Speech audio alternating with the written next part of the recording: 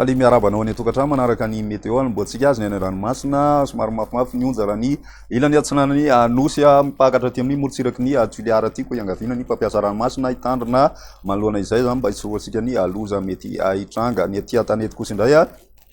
somary isy fikotana kely ny atmosfératsika tao anatin'ny 3 andro ho avy ary anamarika ny faraparan'ny herinandro anatin'izay ny fisina orana tandrivo-drahona aty amin'ny voatany ary zay mety arahana kotroka moa zany zay indraindray indrindra ho any aty amin'ny faritra ny melaka aty zany toy izao ny toetrandrotsika ho an'ny ara-pitsy vamaraina ary manorana tandrivo-drahona ny amin'ny faritry melaka torak'izay ihany koa ny morotsiraka atsinanana antalakatra aty amin'ny morotsiraka ny atsimo atsinanana aty zany mandraona ny ilany atsinanany atany zay mety arahana herika any alaotra mangoro any ny ambiny maina tanteraka ny andro aloha zany amin'ny akapobeny ny ampitso tolakandro misy ny orana tandrivo-drahona any amin'ny faritry ny melaka mahazo an'izay ary koa ny distrika ny miandro vahazo tsoromandidy ary ny distrika ny akandreo ny ilany atsinanany nosy manorana tandrivo-drahona hatrany ny any amin'ny morotsiraka atsinanana vatovavy ary pakatra aty amin'ny faritry ny anosy iray manontolo izay orana tandrivo-drahona izay zany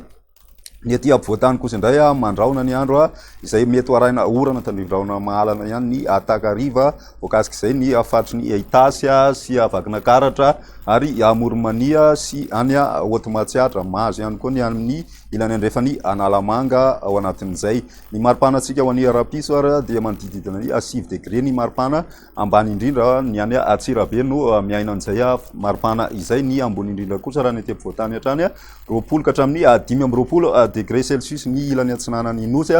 hatrany amin'ny 13 degré Celsius ny maripana ambony indrindra raha ny aty amin'ny mananjary sy any Taolagnaro any zany ny ho an'ny andro ny alahady kosa indray mitoetra hatrany ny orana tandrivo-drahona izay mety arahina kotroka moa zany zay nindra ny tolakandro ny any amin'ny faritry ny melaky mahazo ibongolava sy menabe manorana tandrivo-drahona kosa ny ilany atsinanany anosy iray manontolo iny ho an'ny andro ny alahady izay ny aty ampovoatany mandraona hatrany ny andro izay mety ihany koa isy ny orana tandrivo-drahona amin'ny faritra sasany ny Takariva maina moa zany ny ambiny ny maripanatsika ho an'ny alahady izay ny aty ampovoatany dia somary miena kely ny ambony indrindra mahatratra eo amin'ny 20 ka hatramin'ny 13 degré Celsius ny ambiny kosa misy fiakarana kely amin'ny akapobeny ny andro ny alatsinainy no amaranantsika azy misy hatrany aloha zany ny orana tandrivo-drahona raha ny aty amin'ny tapany avaratra atsinanany nosy ny morotsiraka moa tena mahazo torak'izay ihany koa ny any